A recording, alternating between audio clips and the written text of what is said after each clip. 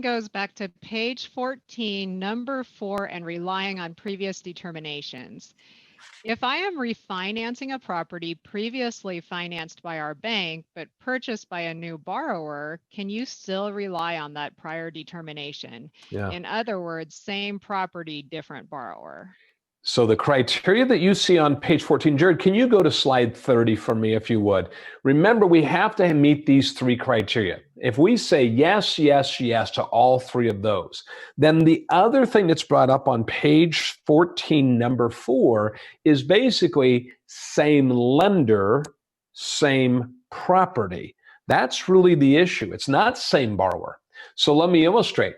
Diane is buying Jarod's house. Jarod had a loan with us. I have a flood determination in his file, and I take it out of his file and I put it in Diane's file. Yep, you can do that. We're making a new loan, but we do not have to have a new determination. Now, I'm going to throw out one little caution now that I've said that. Look at the very beginning of the answer. It says it depends, and it quotes this 40, well, it references this 42 USC 4104 BE. Ooh, that was a complicated one. Jarod and I looked that up years ago. Jarod, I think you had just started. I remember looking at this, and it basically says it has to be prepared for the lender, and it has to be guaranteed if you're outsourcing it. That second criteria I just gave you, if you're using a flood vendor to do your determinations, I'm going to bet that they say this determination is for you, lender, for this loan. And you don't have a right to go from this loan to that loan to that loan with it. And if you do, we're not guaranteeing it. It's kind of like a credit report. You know, it's good for your eyes only and for this use. And if you're going to use it again, you need to pay us again, is what the flood vendor contract probably says. I haven't seen yours. I don't know for sure, but I'm going to bet it has something like that.